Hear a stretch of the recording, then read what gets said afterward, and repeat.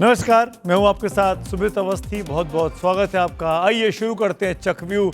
देखते हैं आज की वो 4 कहानियां जिन पर आपने अपनी पसंद जाहिर की है। पहली कहानी, अमेरिका को जिसने चमकाया वो कहां गायब हो रहे हैं। 16% दर्शक इस मिस्ट्री को सॉल्व करना चाहते हैं, इस खबर को जानना चाहते हैं। डायमंड सिटी सूरत से पलायन का सच क्या है? क्यों हजारों की संख्या में भीड़ वहां इकट्ठी हो रही है? सिलेंडर की कमी है या फिर कोई और माजरा है? इस खबर को देखने के लिए 21% लोग ने अपनी दिलचस्पी दिखाई है। आगे विस्तार से उस पर बात करता हूं। इस्लामाबाद में कल होने वाली पीस टॉक से पहले फियर, क्या हॉर्मूज बनेगा वर्ल्ड वॉर 3 का ट्रिगर? इस खबर को 27% लोगों ने देखना चाहा है। 7:28 पर ईरान युद्ध और इस कूटनीतिक चाल पर यह सबसे बड़ी खबर पेश करेंगे। आप बने रहिए मेरे साथ। लेकिन जो खबर आज सबसे बड़ी बनकर उभरी है, सबसे अधिक वोट पाई है, वो है पश्चिम बंगाल में हुए SIR से क्या बड़ा खेला हो गया है? क्या ममता बनर्जी को चौका लगाने से रोक दिया गया है? अब आगे क्या होगा TMC का? इस खबर को 36% लोग देखना चाहते हैं।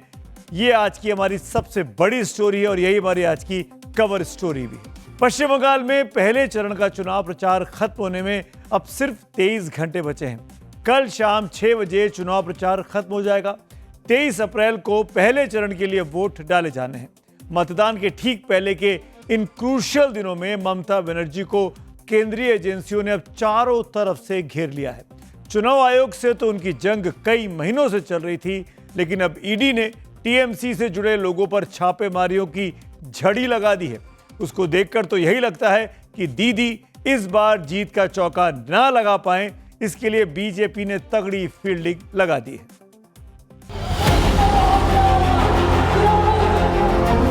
ওরা যা করবে ইঞ্চিতে ইঞ্চিতে আমরা যুদ্ধ করব, বিনা যুদ্ধে 1 ইঞ্চি জমি ছাড়ব না।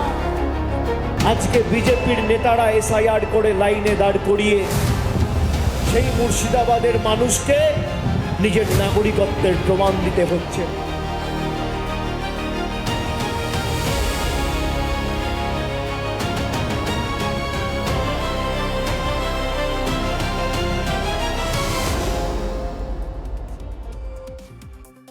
23 अप्रैल को होने वाले पहले चरण के मतदान में 152 सीटों के लिए वोट डाले जाएंगे। दिलचस्प आंकड़ा देखिए, 2021 में इन 152 में से 82 सीटों पर TMC जीती थी और बीजेपी का कमल 68 सीटों पर खिला था। यानी जीत और हार का अंतर 14-15 सीटों का मात्र था। लेकिन इस बार बंगाल का मूड क्या है? पहले फेज में किसका पलड़ा भारी है? ये सब आगे आपको विस्तार से बताऊंगा, लेकिन बंगाल की ग्राउंड रिपोर्ट भी आपको दिखाएंगे। लेकिन पहले बंगाल के चुनावी मैदान से जुड़ी एक ताजा अपडेट आपको दे देता हूं। बड़ी खबर है। लगातार चल रही छापेमारी और ईडी के सवालों से परेशान होकर TMC के सबसे करीबी रणनीतिकार संस्था ने वोटिंग के ठीक पहले बंगाल से अपना बोरिया बिस्तर समेट लिया है। मतदान के 4 दिन पहले IPAC ने अपने सभी ऑपरेशंस बंगाल में फिलहाल रोक दिए हैं। बताया गया है कि इसके कर्मचारियों को 20 दिनों की छुट्टी पर भेज दिया गया है और कहा है कि अब आप 10 मई के बाद लौट के आना।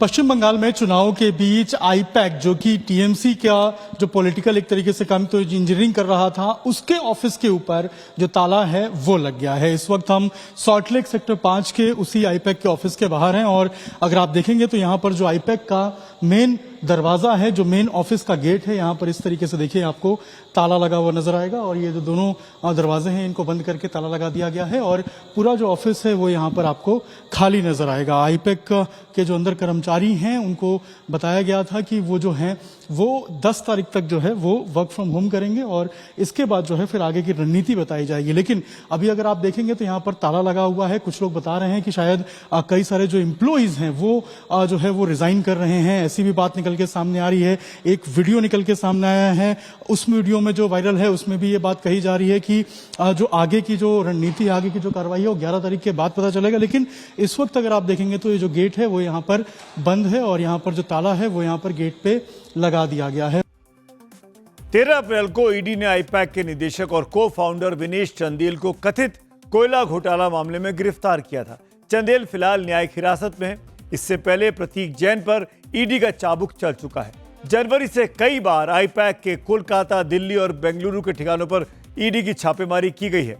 यह भी आपको याद दिला दूं कि IPAC क्यों ममता दीदी के लिए जरूरी है। ये वही कंपनी है जिस पर ईडी की रेड में ममता बनर्जी अपनी पुलिस के साथ जबरन घुस गई थी और कुछ कागजात और फोल्डर्स अपने साथ ले जाने कर उन पर इल्जाम भी लगा और वो मामला भी कोर्ट तक पहुंचा था। आईपैक तृणमूल कांग्रेस के लिए चुनाव में वॉर रूम की तरह काम करती है।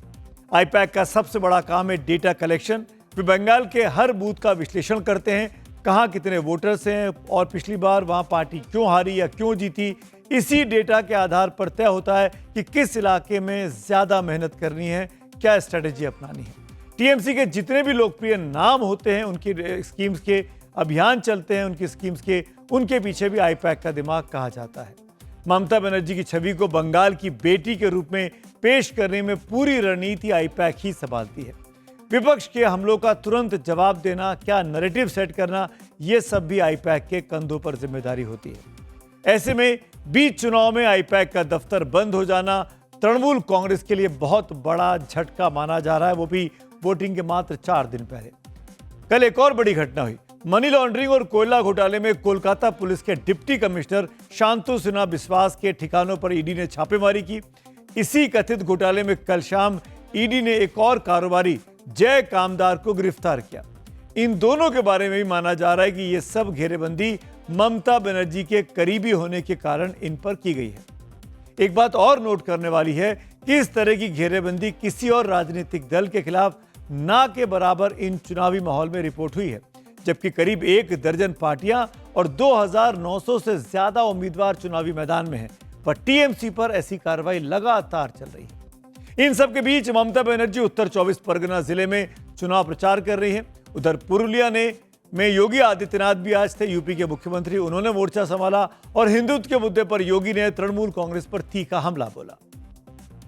टीएमसी राम भक्तों पर अत्याचार करती है, दुर्गा पूजा रुकवाती है। बंगाल की धरा तो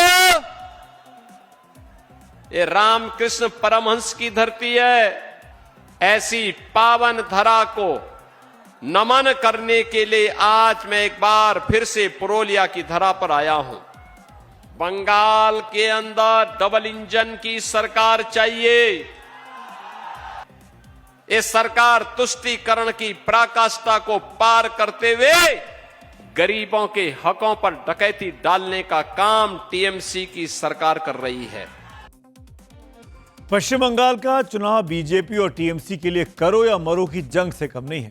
2021 के मुकाबले इस बार बंगाल का चुनाव कई मायनों में अलग है। इस बार लोकल मुद्दों से ज्यादा एसआईआर की चर्चा है। जानकारों के मुताबिक एसआईआर इस बार बंगाल की चुनावी राजनीति का सबसे बड़ा एक्स फैक्टर बना हुआ है। पश्चिम बंगाल के हर चुनाव में एक एक्स फैक्टर होता है और कई मुद्दे होते हैं, शहरी विकास, बेरोजगारी, इंडस्ट्री, सड़क, पानी। लेकिन इस बार का जो अहम मुद्दा बना हुआ है पश्चिम बंगाल के विधानसभा चुनाव में, वो है एसआईआर। एसआईआर प्रक्रिया के पहले चरण के बाद ही जब पहली लिस्ट जारी की गई, उसमें 58 लाख लोगों के नाम कटे और उसके बाद 60 लाख लोगों के नाम जो है एडजुडिकेटेड कर दिए गए और उस 60 लाख में से 27 लाख नाम जो है वो डिलीट हो गए।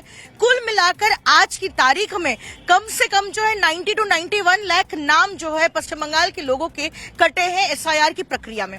जहां एक तरफ तृणमूल कांग्रेस का तर्क है कि इनमें सबसे ज्यादा नाम हिंदुओं के कटे हैं, वहीं दूसरी ओर बीजेपी का कहना है कि जिनके नाम कटे हैं वो इलीगल इमिग्रेंट है या फिर वो बांग्लादेशी है और वो दस्तावेज नहीं दे पाए और इसीलिए जो है उनके नाम कटे हैं। लेकिन अब देखना दिलचस्प होगा कि असेंबली कॉन्स्टिट्यूएंसी के लेवल पर, यानी कि हर विधानसभा क्षेत्र में कितने नाम कटे हैं और कौन सी पार्टी की कितनी लीड थी और उसका असर विधानसभा के चुनाव में कितना पड़ता है, देखना अब दिलचस्प होगा। एसआईआर के आंकड़ों को लेकर दोनों तरफ से एक दूसरे पर इल्जाम लग रहा है। हमने सोचा ये आंकड़े हम आपके सामने रख देते हैं, आप खुद तय करिए कि आखिरकार चुनाव आयोग जो कर रहा है वो किसके लिए सियासी तौर पर फायदेमंद साबित हो सकता है। चुनाव आयोग के एसआईआर में लगभग 91 लाख नाम कटे हैं। यह नंबर पश्चिम बंगाल की कुल मतदाता आबादी का करीब 11% है। एसआईआर से पहले पश्चिम बंगाल में 7 करोड़ 66 लाख वोटर्स थे, जो एसआईआर में नाम कटने के बाद 6 करोड़ 82 लाख रह गए। लेकिन सवाल यह कि एसआईआर में नाम कटने की सियासी चोट आखिरकार किसे लगने वाली है।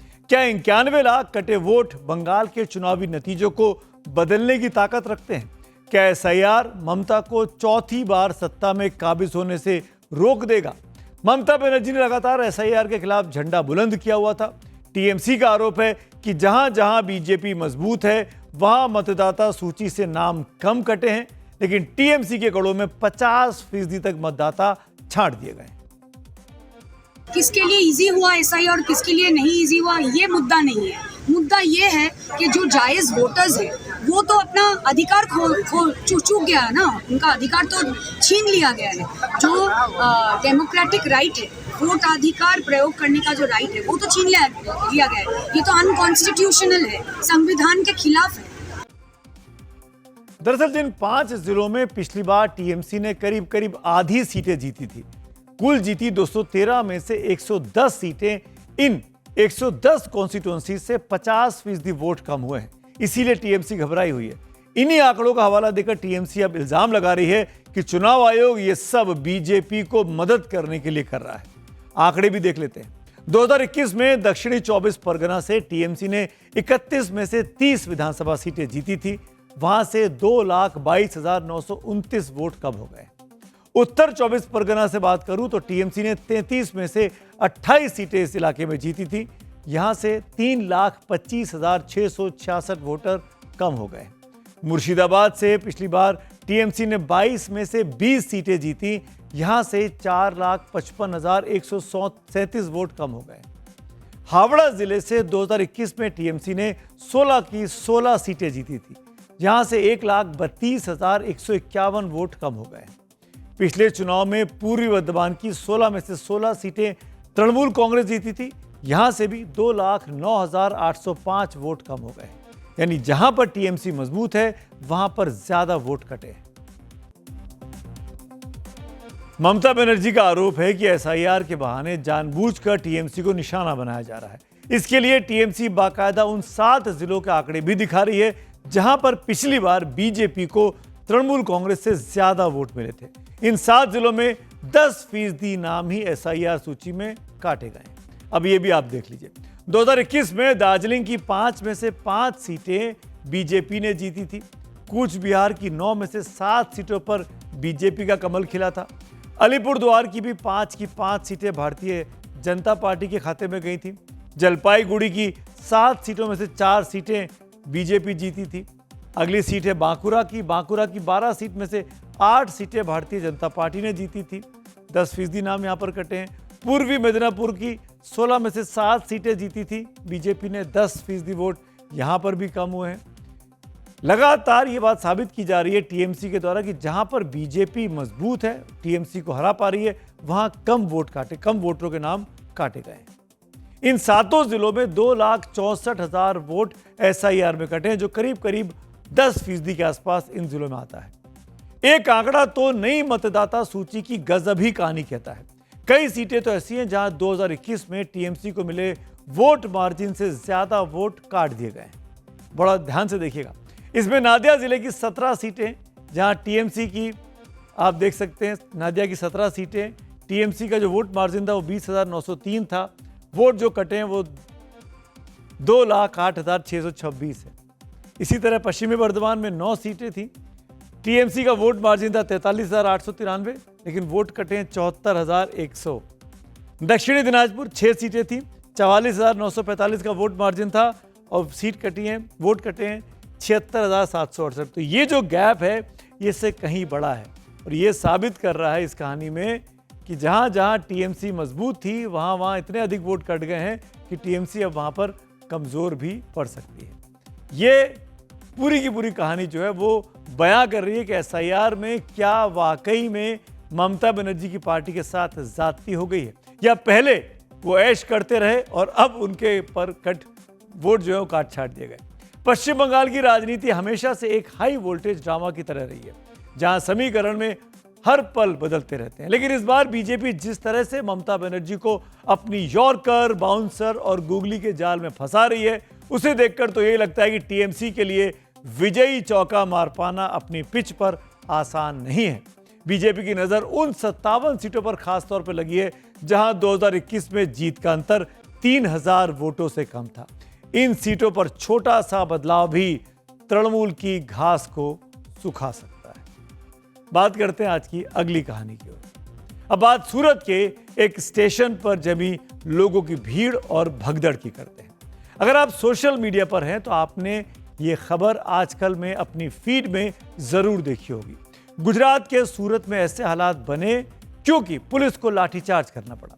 ये जानने की कोशिश की हमारी टीम ने कि क्यों ये हालात बने। एक पुरानी कहावत है कि संकट में घर की याद आती है।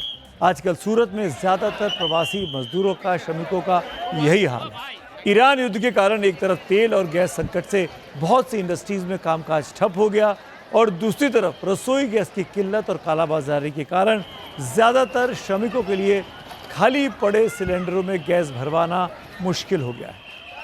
कल सूरत के ही उधाना रेलवे स्टेशन पर अचानक जो भारी भीड़ आई, उसकी बड़ी वजह दैनिक कामगारों की ये समस्या रही। इतनी बड़ी संख्या में भीड़ के कारण अफरा तफरी का स्टेशन पर माहौल बन गया।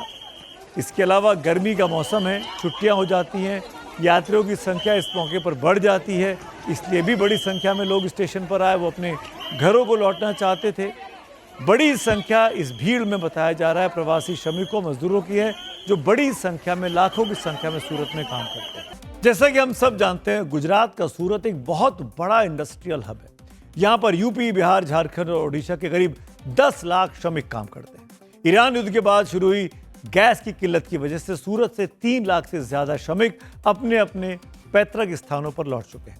लेकिन रेलवे का कहना है कि गर्मी के इस मौसम में यात्रियों की संख्या बढ़ जाती है और ये हर साल होता है, तो इसमें चौंकने वाली बात नहीं है। अब रेलवे से सवाल ये है कि अगर ये हर साल होता है तो सबसे पहले तो वो ये बताए कि आखिर ये खबर हर साल क्यों नहीं बनती है। बीते सालों में तो हमने नहीं देखा इस तरह खबर बनते हुए।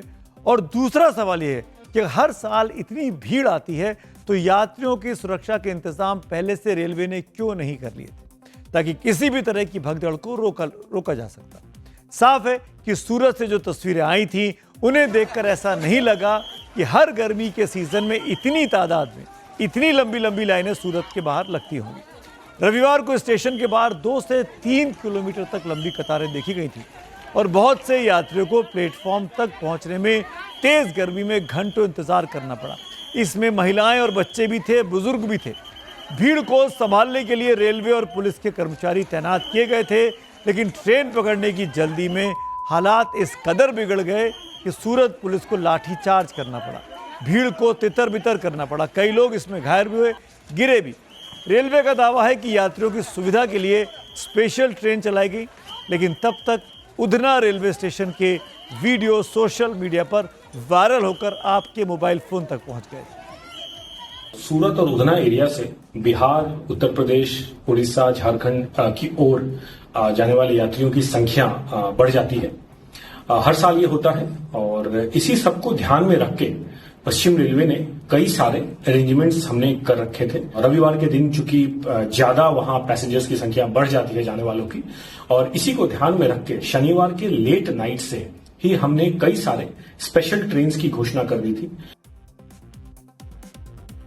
रेलवे का कहना है ये भीड़ सीजनल यात्रियों की भीड़ ज्यादा थी, लेकिन जब हमने इस बारे में यात्रियों से बात तो उन्होंने सरकार के दावों पर सवालिया निशान लगा दिया। प्रवासी श्रमिकों का कहना है कि कालाबाजारी के चलते एलपीजी गैस के दाम 400 रुपए प्रति किलो तक हो गए हैं, जबकि ज्यादातर मजदूरों की रोजाना आमदनी ही 500 रुपए के आसपास है। ऐसे में खाना खाएं तो खाएं कैसे? गांव लौटना उनकी मजबूरी हो गई। सुनते हैं लोगों का दर्द। गाँव जा रहे हैं, कारण है दिक्कत क्या है, गैस है, गैस 400 रुपये किलो मिल रहा है, 500 रुपये दिहाड़ी है, क्या कमाएंगे, क्या बचाएंगे हम? गैस नहीं मिल रहा है। नहीं आएंगे क्या करेंगे? झारखंड में जा रहे हैं, सूरत में काम करते हैं, हेल्पर का सिलेंडर नहीं मिल रहा है, चोरी मिल रहा है, 1500 वगैरह, क्या करेगा? सूरत आएंगे, कुछ संशोधन होगा तो आएंगे। ईरान युद्ध की वजह से पूरे भारत क्या पूरी दुनिया में तेल और गैस का संकट है। भारत की बहुत सी इंडस्ट्रीज इस मुश्किल का सामना कर रही हैं। इस संकट की वजह से सूरत की कई इंडस्ट्री बंद होने के कारण सूरत की सूरत बदलने लगी। सूरत में भारत का सबसे बड़ा टेक्सटाइल हब है, जहां फैब्रिक, डाइंग प्रिंटिंग, वीविंग के काम में नेचुरल गैस या पीएनजी का इस्तेमाल होता है। गैस संकट की वजह से पहले रोजाना करीब 6 करोड़ मीटर कपड़े का उत्पादन होता था, जो अब घटकर करीब 4 करोड़ मीटर से भी कम रह गया है। बहुत सी कपड़ों की फैक्ट्री में 50 से 70% की गिरावट आ गई। इसके अलावा कच्चे माल जैसे सिंथेटिक यार्न, केमिकल्स, डाइज की कीमतें 30% बढ़ चुकी हैं। इसी तरह गुजरात के मोरबी इलाके में टाइल्स और सिरेमिक इंडस्ट्री पर भी बहुत नेगेटिव असर पड़ा है। मोरबी में पूरे भारत के सिरेमिक उत्पादन का 80 से 90% होता है। यहाँ 700 से ज्यादा सिरेमिक यूनिट्स हैं, जिसमें से करीब 500 यूनिट्स बंद हो चुकी हैं या प्रोडक्शन उनमें आधे से भी कम हो गया है। इससे सैनिटरी वेयर जैसे टाइल्स, वॉश बेसिन जैसे आइटम्स में 15 से 20% के दामों की बढ़ोतरी तक हो चुकी है। सूरत में रफ डायमंड का भी बहुत बड़ा बाजार है। इसमें बहुत बड़ा हिस्सा दुबई और मिडिल ईस्ट से आता है, लेकिन इस युद्ध की वजह से डिमांड कम हो गई है। इसके अलावा शिपिंग और एयर ट्रांसपोर्ट पर भी बुरा असर पड़ा है। सामान का आवाजाही नेगेटिव हो गई है, सामान आ जा नहीं पा रहा है। वो रिफिलिंग कराने जा रहा है तो वो 400 रुपये किलो मांग रहे हैं, 2000 रुपये बोतल का मांग रहे हैं। गवर्नमेंट का रेट है अभी 371 रुपये 5 किलो का। मगर ये जो 400 रुपये किलो, 500 रुपये किलो जो किराना स्टोर वाले भर के देते हैं, उन पे कहीं न कहीं गवर्नमेंट को कड़प लाना पड़ेगा और पुरवठा डिपार्टमेंट को वहां जाके उनके जो रिफिलिंग सेंटर है जो गैरकानूनी है उनको बंद कराना पड़ेगा। बिल्कुल ठीक बात है। गवर्नमेंट को हस्तक्षेप करना चाहिए गैस के डिस्ट्रीब्यूशन को लेकर, ताकि लोगों का भरोसा सरकार पर बना रहे। ईरान युद्ध की वजह से एक तरफ गुजरात की 3 बड़ी इंडस्ट्री पर संकट आया हुआ है, दूसरी तरफ एलपीजी गैस की कालाबाजारी ने मजदूरों का पलायन बढ़ा दिया। सरकार की तमाम कोशिशों के बावजूद गुजरात से मजदूरों का पलायन लगातार जारी है। सूरत में दूसरे राज्यों के 10 लाख से ज्यादा मजदूर काम करते हैं। इसमें 50 से 70% मजदूर तो यूपी और बिहार से आते हैं। ईरान युद्ध से शुरू हुआ गैस संकट की वजह से करीब 3 लाख श्रमिक अपने गांव लौट चुके हैं। ये पलायन लगातार चल रहा है। सूरत और आसपास के इलाकों में प्रोडक्शन गिरने की वजह से लेबर शॉर्टेज यानी मजदूरों की कमी देखी गई है। सूरत में बहुत से मजदूरों के पास एलपीजी गैस का कनेक्शन नहीं है। ये लोग खुले बाजार से छोटे सिलेंडर गैस भरवाते हैं। प्रवासी मजदूरों के मुताबिक पहले ये गैस 80 से 150 रुपए प्रति किलो मिल जाती थी, लेकिन अब ये रेट 400 से 500 रुपए के आसपास पहुंच गया है। इसीलिए मजदूरों को मजबूरी में वापस अपने घरों का रुख करना पड़ रहा है।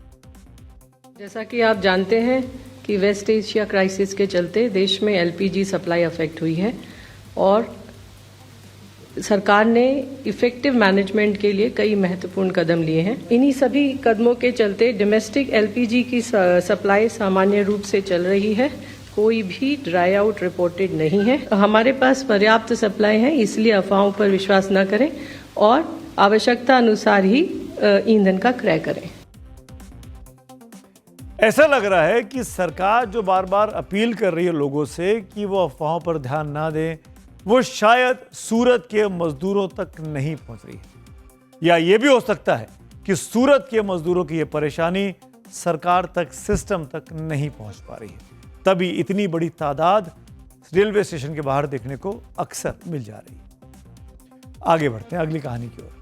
चक्रव्यूह में अब बात अमेरिका के उन वैज्ञानिकों की जो रहस्यमयी हालत में गायब हो गए हैं या मार दिए जा रहे हैं। ये सभी वैज्ञानिक न्यूक्लियर पावर और यूएफओ यानी अनआइडेंटिफाइड फ्लाइंग ऑब्जेक्ट्स जैसे कठिन विषयों पर काम कर रहे थे। दुनिया के सबसे सुरक्षित कहे जाने वाले अमेरिका में अति महत्वपूर्ण करीब 10 वैज्ञानिकों के गायब होने से हड़कंप मचा हुआ है। हैरानी की बात यह कि राष्ट्रपति ट्रंप को इस बारे में कुछ दिनों पहले ही सब पता चला है। अमेरिका के लोग इस बात से गुस्सा हैं कि युद्ध की सनक में ट्रंप अपने वैज्ञानिकों को बचा तक नहीं पा रहे। सबके मन में सवाल है कि आखिर वो कौन है जो अमेरिका के वैज्ञानिकों के पीछे पड़ा हुआ है। कुछ लोग इसके पीछे रूस और ईरान का नाम ले रहे हैं, क्योंकि रूस की खुफिया एजेंसी केजीबी पहले भी अमेरिका के वैज्ञानिकों से डील करती रही है। लेकिन सबसे बड़ी हैरानी ईरान का नाम सामने आने से अब मानी जा रही है।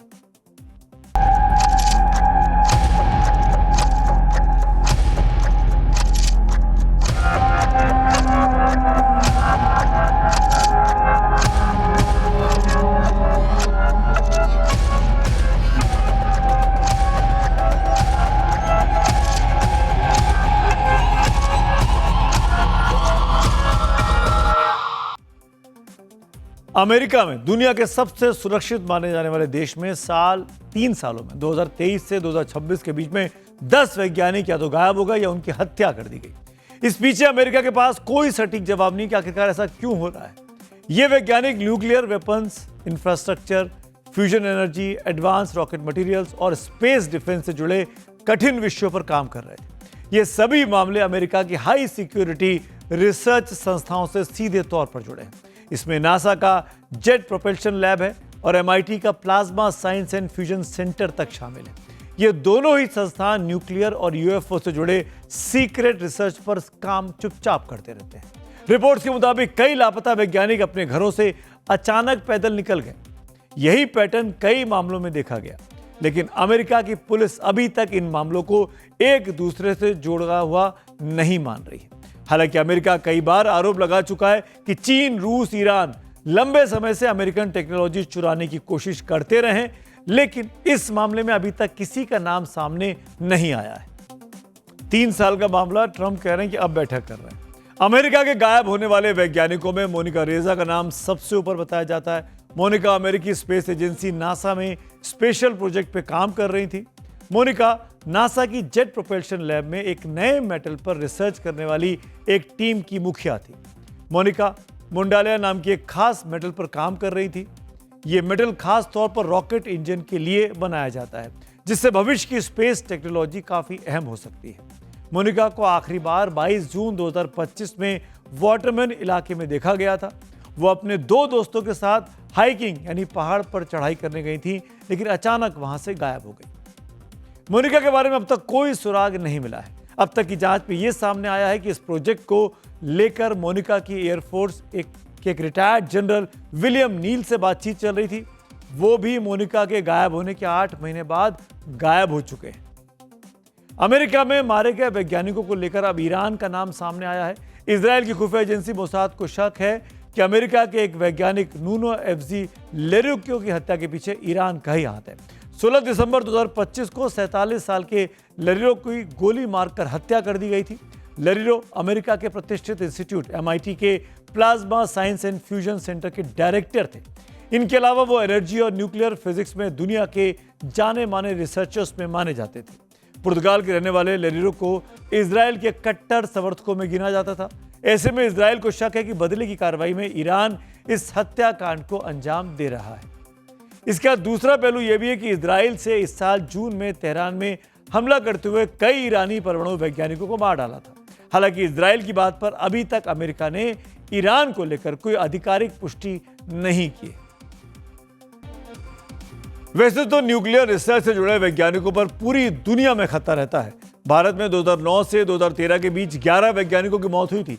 ये सभी वैज्ञानिक किसी न किसी रूप में न्यूक्लियर रिसर्च से जुड़े हुए थे अपने देश में। इनमें से 8 वैज्ञानिक मुंबई के BARC Bhabha atomic research centre से जुड़े हुए थे। इनमें कई मौतें रहस्यमयी तरीके से हुई थी। इससे पहले 24 जनवरी 1966 को डॉक्टर होमी जहांगीर भाभा की एक विमान दुर्घटना में मौत हुई थी। डॉक्टर भाभा भारतीय परमाणु कार्यक्रम का जनक माने जाते थे। उनकी मौत पर आज भी लोगों को शक है। आइए बात करते हैं अगली स्टोरी की। आज की एक और नई कहानी। क्या दुनिया तीसरे विश्व युद्ध की ओर दहलीज पर खड़ी है?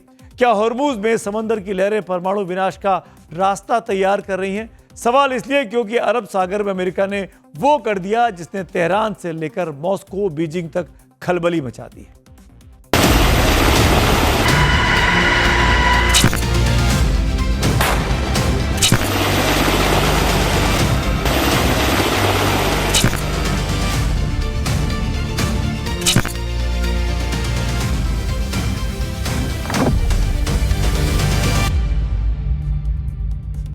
पाकिस्तान के इस्लामाबाद में ईरान अमेरिका की प्रतिनिधियों के बीच मंगलवार यानी कल होने वाले दूसरे दौर की बातचीत पर संकट के बादल मंडरा रहे हैं। इस वक्त की बड़ी खबर आ रही है। इस संकट को सुलझाने के लिए अमेरिकी राष्ट्रपति डोनाल्ड ट्रंप ने पाकिस्तान के field marshal general Asim Munir से फोन पर बात की है। बताया जा रहा है कि इस बातचीत में ट्रंप और मुनीर के बीच हॉर्मुज संकट पर लंबी चर्चा हुई। जनरल मुनीर ने फील्ड प्रेसिडेंट ट्रंप को जमीनी हकीकत से ब्रीफ किया और कहा कि ईरान के साथ किसी भी डील के लिए विश्वास जरूरी है, जो नाकेबंदी के रहते मुमकिन नहीं है। ट्रंप ने इन चिंताओं पर विचार करने का आश्वासन दिया है। दरअसल अमेरिका ने ईरान के पास समंदर में नाकेबंदी कर रखी है। इससे नाराज होकर ईरान ने शनिवार को हॉर्मुज को दोबारा बंद कर दिया था। इस बीच उत्तरी अरब सागर में ईरानी जहाज टुस्का को अमेरिकी सेना ने अपने कब्जे में ले लिया है, जिसकी वजह से ईरान का गुस्सा अब 7वें आसमान पर है।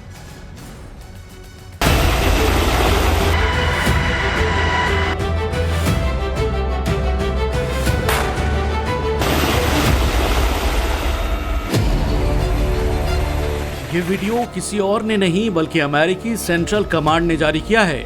19 अप्रैल की तारीख, चीन से आ रहा ईरानी झंडे वाला मालवाहक जहाज MV टोस्का बंदर अब्बास की ओर बढ़ रहा था। अमेरिकी डिस्ट्रॉयर USS स्प्रुएंस ने इसे घेरा। 6 घंटे तक चेतावनी दी गई, लेकिन टोस्का नहीं रुका। फिर अमेरिका की 5 इंच की MK-45 गन गरजी, सीधे इंजन रूम पर अटैक हुआ। इसके बाद मरीन एक्सपीडिशनरी यूनिट के जाबाज हेलीकॉप्टर से कूदे और जहाज को बंधक बना लिया। इसके फौरन बाद डोनाल्ड ट्रंप ने सोशल मीडिया पर लिखा, जहाज हमारे कब्जे में है। अमेरिका की इस हिमाकत पर ईरान आग बबूला है। ईरानी संसद के अध्यक्ष मोहम्मद बाकिर गालिबाफ ने मौत को गले लगाने की सौगंध खा ली है। पाकिस्तान में होने वाली दूसरे दौर की बातचीत अब खटाई में है। ईरान का सीधा आरोप है कि अमेरिका ने सीजफायर तोड़कर शांति की पीठ में छुरा घोंपा है।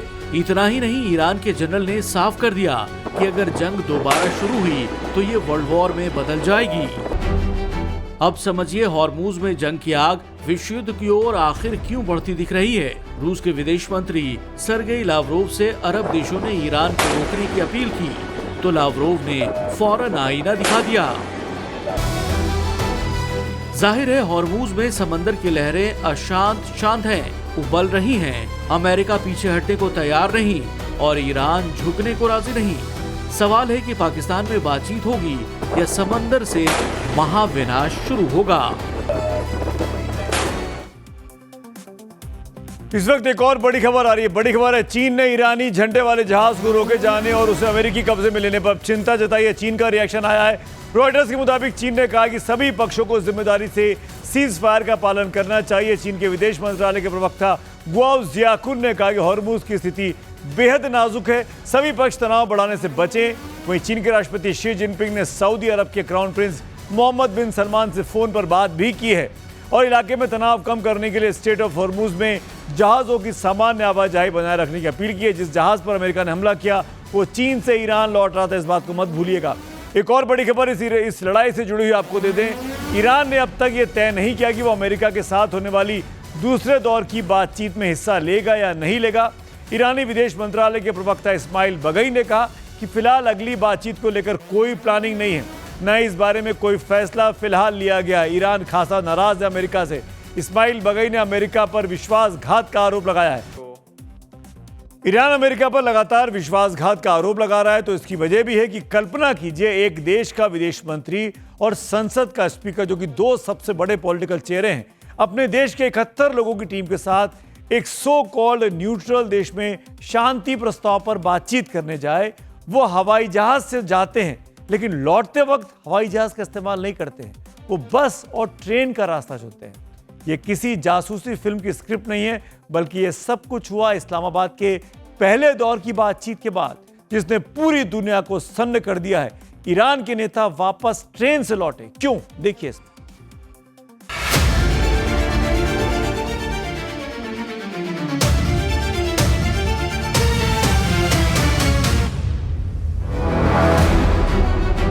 10 और 11 अप्रैल की दरमियानी रात को पाकिस्तान के नूर खान एयरपोर्ट पर भारी सुरक्षा में ईरान का मिनाब 168 प्लेन उतरा था। ईरान संसद के अध्यक्ष मोहम्मद गालिबाफ के नेतृत्व में 71 सदस्यीय ईरानी प्रतिनिधिमंडल को रिसीव करने खुद पाकिस्तान के फील्ड मार्शल आसिम मुनीर और विदेश मंत्री इसहाक डार मौजूद थे। 11 अप्रैल को ईरानी टीम की पीएम शहबाज शरीफ के साथ साथ अमेरिकी डेलीगेशन से बातचीत होती रही, लेकिन कोई नतीजा नहीं निकला। इसके बाद ईरान की टीम के सामने सबसे बड़ा टेंशन था सुरक्षित तेहरान पहुंचना।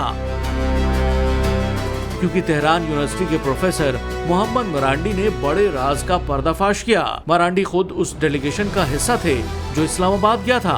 उन्होंने लेबनान के एक न्यूज आउटलेट को बताया कि पाकिस्तान की धरती पर ईरानी प्रतिनिधिमंडल सुरक्षित महसूस नहीं कर रहा था।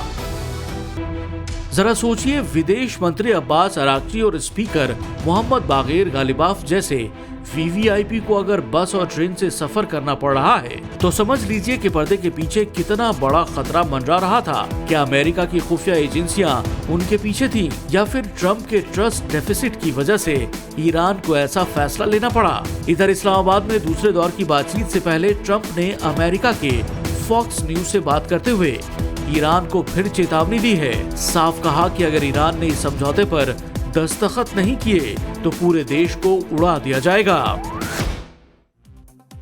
करीब करीब 47 सालों से ईरान और अमेरिका के बीच संबंध नहीं है, राजनीतिक तौर पर या किसी भी तरीके से।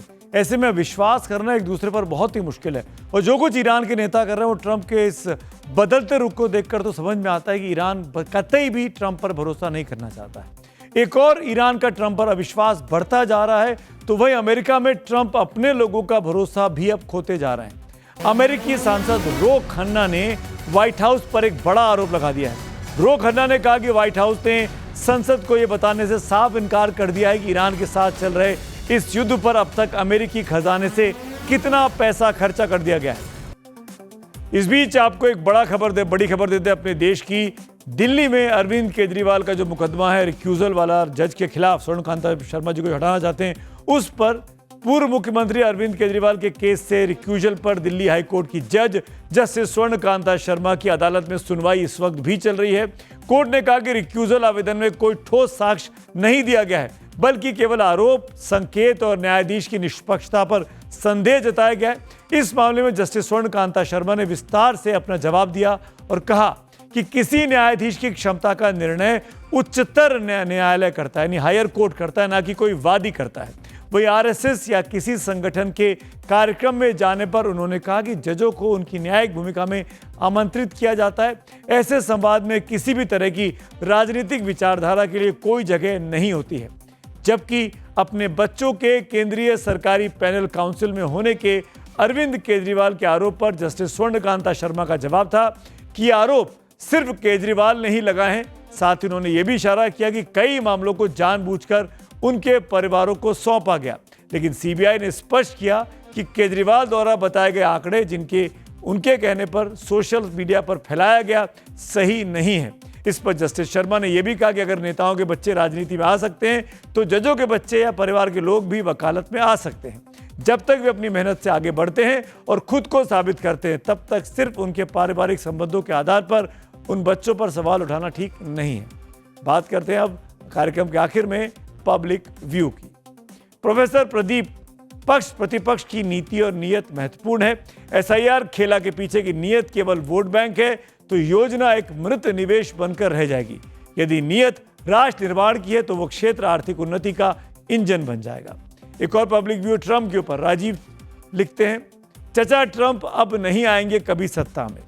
तो आज इन दो पब्लिक व्यू के साथ चक्रव्यूह को समाप्त करते हैं। अब आपसे कल मुलाकात होगी 6:57 पर। तब तक के लिए शुभ रात्रि।